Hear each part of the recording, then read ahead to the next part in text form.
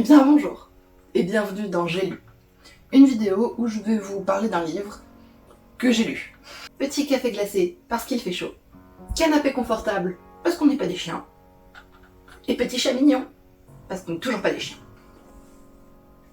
Au programme du jour, Éric Foissier, dans une pas trilogie, il manque un livre, je ne vais vous présenter que le premier tome que j'ai lu, Le Bureau des Affaires Occultes.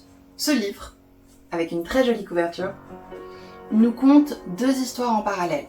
Celle d'une part de Valentin Verne, jeune officier de police, qui va faire son travail et enquêter sur des morts mystérieuses, et de l'autre l'histoire de Damien, un jeune garçon qui a pas trop de chance et qui vit des trucs pas ouf. Le tout se passe dans un Paris en 1830, déstabilisé politiquement, avec tout l'imaginaire et toute l'esthétique de l'époque que j'aime vraiment beaucoup, et surtout une ambiance très ésotérique qui est très sympa dans ce genre de livre, avec bien sûr le côté policier qui est très très chouette, puisque Valentin Verne enquête sur des morts mystérieuses liées à l'ésotérique.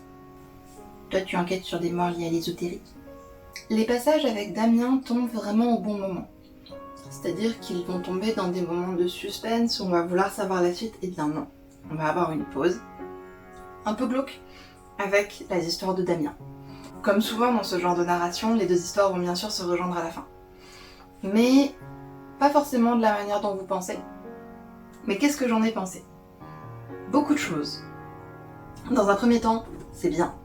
L'histoire est bien écrite, l'intrigue est bonne, le suspense est très très bien maîtrisé, les personnages sont bien présentés, ils sont attachants, on s'inquiète pour eux quand ils sont en danger, on se fait du souci quand ils ne le sont pas parce qu'on n'a pas envie qu'ils y soient.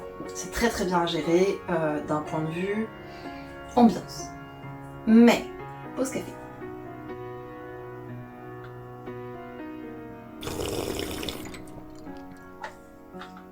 Ça m'arrivait de poser le livre en ayant l'impression d'avoir mangé un cassoulet par 35 degrés. Alors que c'est un livre. Peut-être la suite de l'histoire, même si j'avais envie de continuer à avancer dans ce livre, parce que je voulais savoir si les personnages allaient s'en sortir, comment ça allait évoluer. Et bien des fois je posais le livre parce que j'en pouvais plus, parce que je trouvais l'écriture trop lourde. Dans le sens où elle est pesante. Elle reste sur l'estomac, si on peut dire ça d'un livre. Et c'est dommage, c'est très dommage.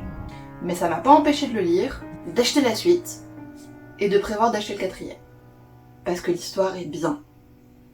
L'intrigue est bien, et je veux savoir la fin. J'ai besoin de savoir.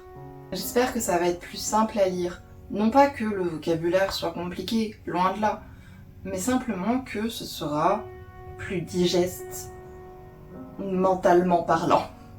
En somme, je vous le conseille. Parce qu'il est bien. Même si l'écriture est lourde, l'intrigue est vraiment chouette, la gestion du suspense est très bien faite, l'intrigue policière est trop bien. Mais peut-être pas cette version-là. Préférez peut-être une version poche, à pas 21€. J'aurais préféré l'avoir en version poche. Mais ça n'existait pas à ce moment-là. Quant à moi, je vous dis à bientôt. J'espère. Pas comme j'ai fait quasiment un an sans vidéo. Oups. Et surtout, prenez soin de vous. Go ahead and actually subscribe. There's a button. It's on the screen right now. You can just hit it.